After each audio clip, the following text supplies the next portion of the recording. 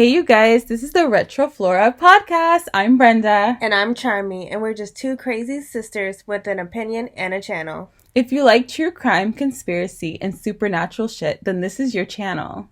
Okay, today, you guys, we're doing another creepy story. A freaky fettuccine. I'm literally about to just dropkick you. Freaky fettuccine! I'm gonna make it a thing. Just wait, it's gonna be all over the internet. Freaky fettuccine. Mm-hmm. Put it on the merch. Freaky fettuccine. Yes. Scary pasta. So today I'm gonna be reading you The Russian Sleep Experiment. Yeah, anything with experiment, you know it's gonna be bad. Yeah. So let's get into it. All right. The nature of this podcast is gruesome and disturbing. It contains graphic language. Viewers' discretion advised. Russian researchers in the late 1940s kept 5 people awake for 15 days using an experimental gas-based stimulant. They were kept in a sealed environment to carefully monitor their oxygen intake so the gas didn't kill them, since it was toxic in high concentrations. This was before closed-circuit cameras, so they had only microphones and 5-inch thick glass porthole-sized windows in the chamber to monitor them. The chamber was stocked with books, cots to sleep on, but no bedding, running water, and a toilet, and enough dried food to last all 5 for over a month. Wait, they're supposed to stay awake for 30 days, but they have cots to sleep on? Oh, yeah. That kind of contradicts it, doesn't it? Yeah, I'm like, wait, what? Like, they will probably want you to be standing the entire time. I know, but they could have got a couch. What?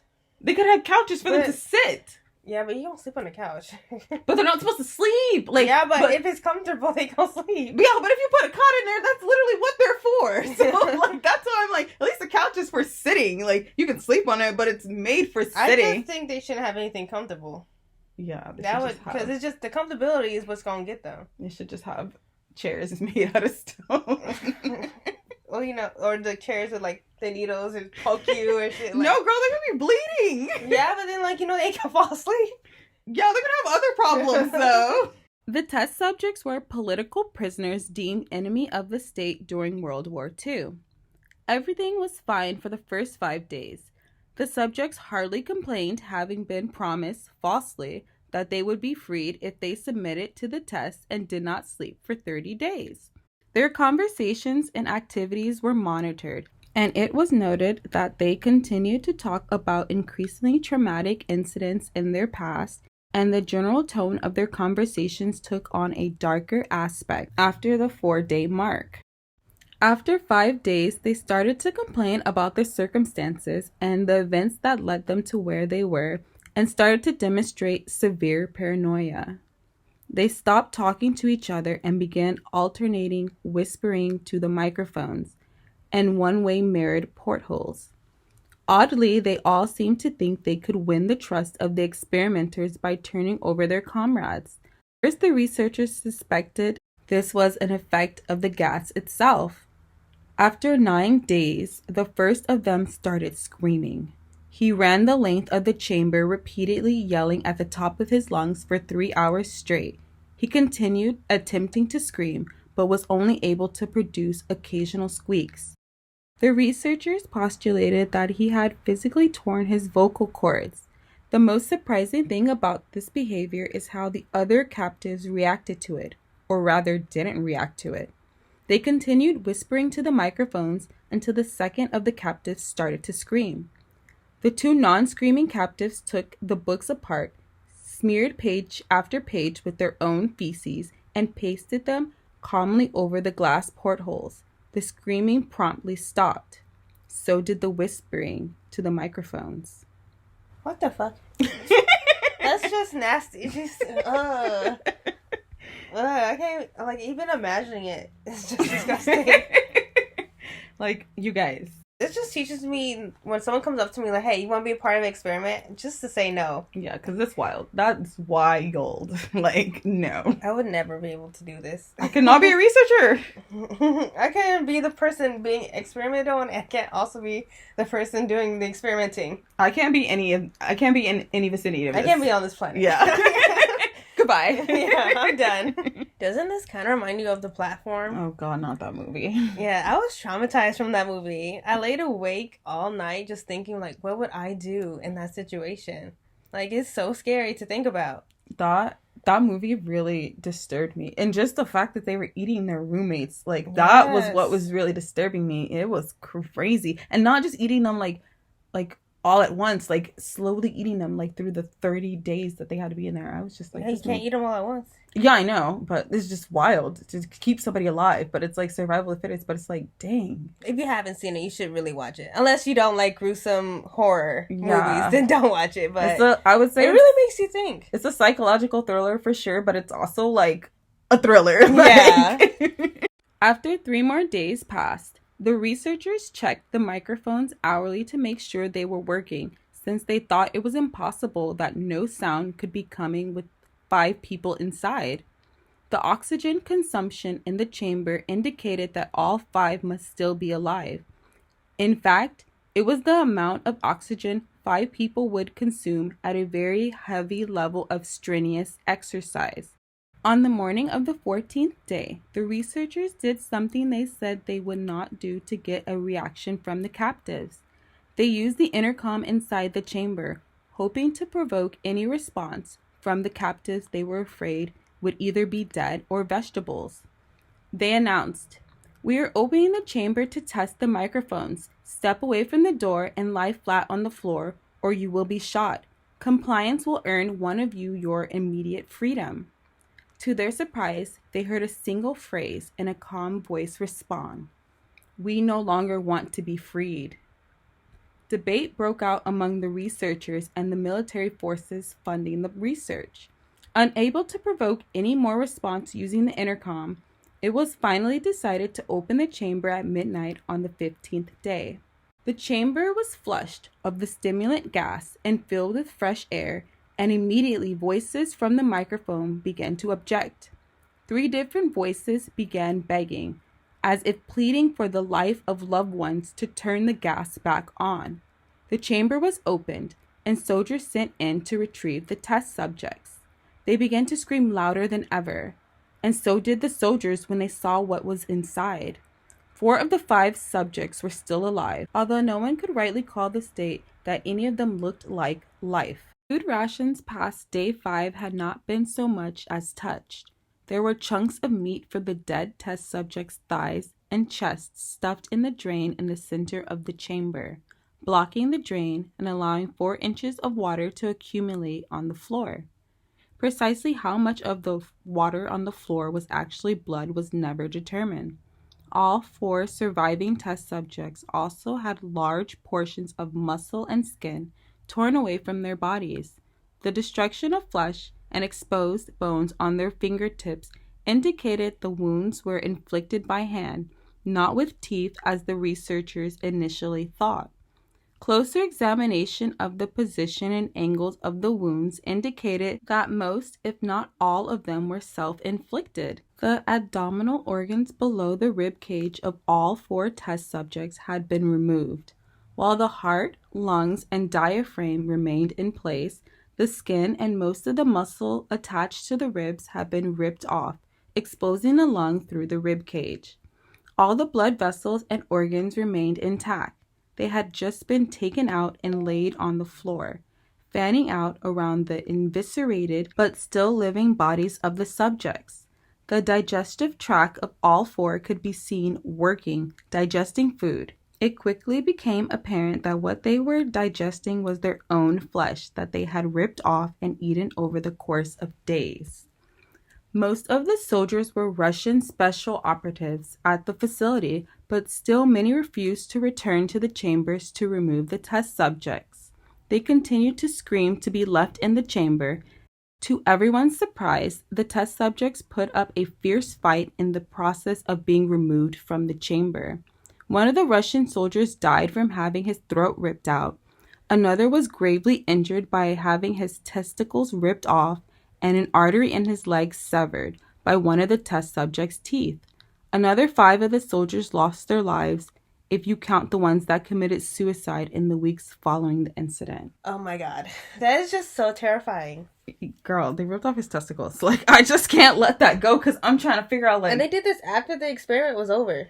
Well, they only got to day 15. Well, yeah, but, like... And it's bad. Like, I know it's weird to say this, but I want to know what happened, but they didn't have any cameras inside. I know. So, like, that was a really good experiment if you can't see what happens. Girl, they ripped this man's testicles off. Like, I'm just sitting here thinking, like, he's wearing pants, bro, so it's like, you just grabbed that whole area and just ripped it? Is this the test subject that died? No. This is the... Okay. Yeah, these are the other remaining test subjects. Yeah, because that means that they're doing this even when the experiment was over. Yeah, girl, because look what is left of them. Like, they're not even people anymore. Yeah. And when you look this up online, this is the image you see. Yeah, see, no. Yeah, I that image, when I first looked it up, it burned into my brain. I was so freaking scared. That haunts my dreams, man.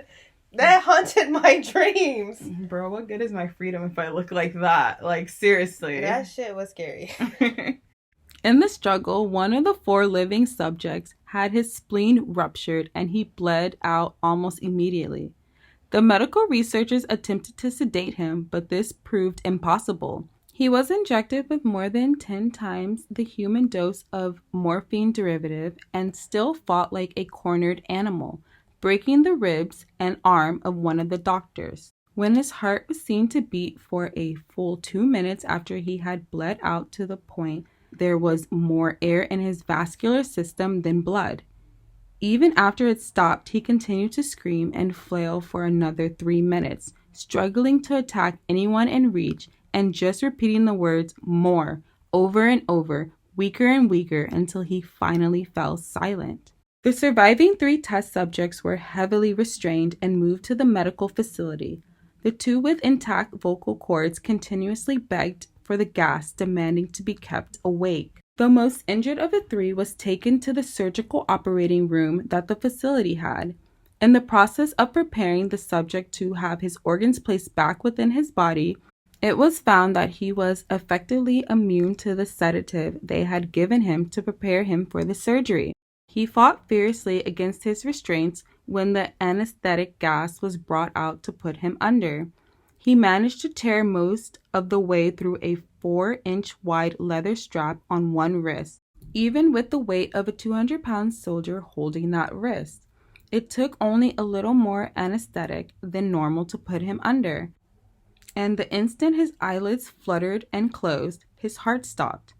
In the autopsy of the test subject that died on the operating table, it was found that his blood had tripled the normal level of oxygen. His muscles that were still attached to his skeleton were badly torn, and he had broken 9 bones in his struggle to not be subdued. Most of them were from the force his own muscles had exerted on them. The second survivor had been the first of the group of 5 to start screaming. With his vocal cords destroyed, he was unable to beg or object to the surgery, and he only reacted by shaking his head violently in disapproval when the anesthetic gas was brought near him. He shook his head yes when someone suggested that they try the surgery without anesthetic, and did not react for the entire 6-hour procedure of replacing his abdominal organs and attempting to cover them with what remained of his skin. The surgeon stated repeatedly that it should be medically impossible for the patient to still be alive. One terrified nurse assisting the surgery stated that she had seen the patient's mouth curl into a smile several times when his eyes met hers. When the surgery ended, the subject looked at the surgeon and began to wheeze loudly, attempting to talk while struggling. Assuming this must be something of drastic importance, the surgeon had a pen and pad fetched so the patient could write his message. It was simple: keep cutting. The other 2 test subjects were given the same surgery, both without anesthetic as well, although they had to be injected with a paralytic for the duration of the operation. The surgeon found it impossible to perform the operation while the patients laughed continuously. Once paralyzed, the subjects could only follow the attending researchers with their eyes. The paralytic cleared their system in an abnormally short period of time, and they were soon trying to escape their bonds. The moment they could speak, they were again asking for the stimulant gas.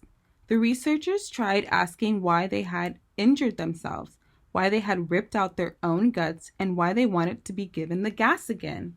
Only one response was given: I must remain awake.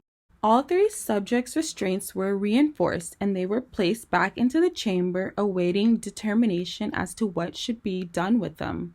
The researchers, facing the wrath of their military benefactors for having failed the stated goals of their project, considered euthanizing the surviving subjects. The commanding officer, an ex-KGB, instead saw potential and wanted to see what would happen if they put them back on the gas. The researchers strongly objected, but were overruled. In preparation for being sealed in the chamber again, the subjects were connected to an EEG monitor and had their restraints padded for long-term confinement. To everyone's surprise, all three stopped struggling the moment it was let slip that they were going back on the gas. It was obvious at that point that all three were putting up a great struggle to stay awake. One of the subjects that could speak was humming loudly and continuously. The mute subject was straining his legs against the leather bonds with all his might. The remaining subject was holding his head off his pillow and blinking rapidly. Having been the first to be wired to the EEG, most of the researchers were monitoring his brave waves in surprise. They were normal most of the time, but sometimes flatlined inexplicably. It looked as if he were repeatedly suffering brain death before returning to normal. As they focused on paper scrolling out of the brainwave monitor, only one nurse saw his eyes slip shut at the moment his head hit the pillow. His brain waves immediately changed to that of deep sleep, then flatlined for the last time as his heart simultaneously stopped. The only remaining subject that could speak started screaming to be sealed in now. His brainwaves showed the same flat lines as the one who just died from falling asleep. The commander gave the order to seal the chamber with both subjects inside, as well as 3 researchers. One of the named 3 immediately drew his gun and shot the commander point blank between the eyes, then turned the gun on the mute subject and blew his brains out as well. He pointed his gun at the remaining subjects, still restrained to a bed, as the remaining members of the medical and research team fled the room. I won't be locked in here with these things. Not with you, he screamed at the man strapped to the table. What are you? He demanded. I must know. The subject smiled. Have you forgotten so easily? The subject asked. We are you.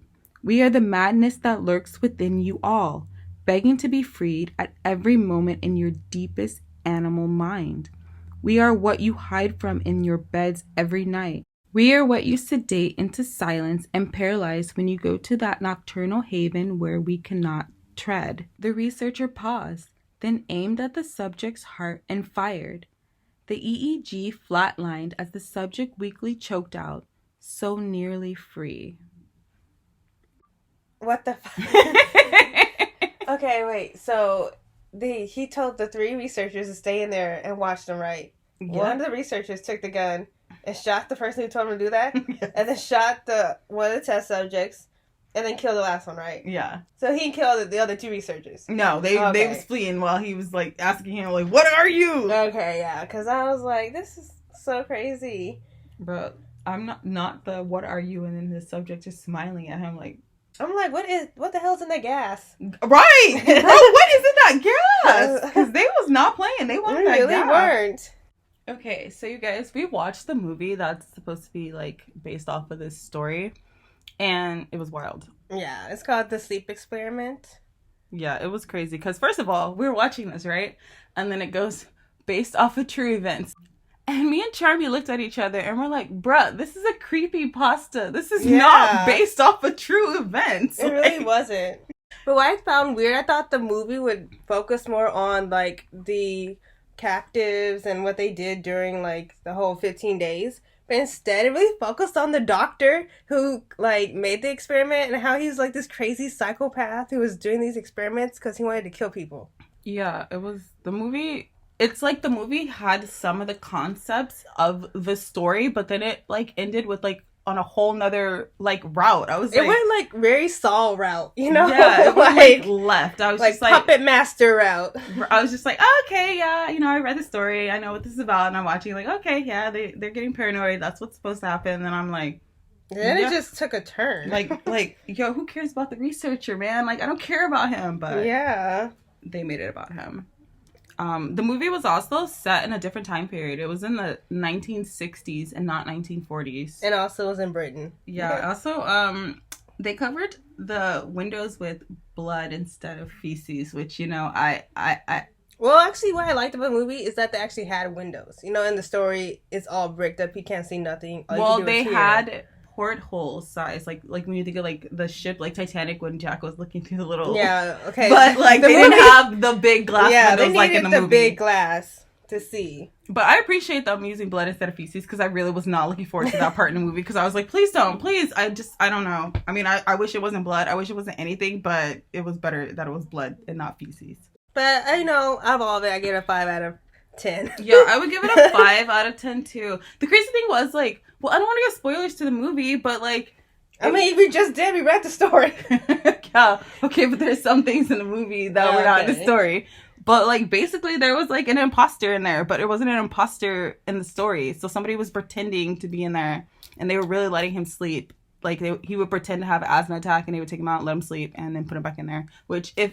I guess because they haven't slept. Yeah. They don't notice that underneath his eyes isn't as dark as underneath their eyes. I know, they could have put some makeup on him. They right. made him look like he hasn't been sleeping. Every time he came back, he looked refreshed. And I was like, bruh, you're sleeping. Like, but yeah, I mean, I'd say check it out. You know, look at the movie. It's not... It has... The main concepts are there. They're just little tweaks. You know how they are when they do the book and the movie. Well, it's not really a book, but you know what I mean. Well, you've made it to the end. You must really like the sounds of our high-pitched voices and quirky commentary. You might as well like and subscribe to our channel and hit that bell to be notified anytime we drop new content. Bye! Peace!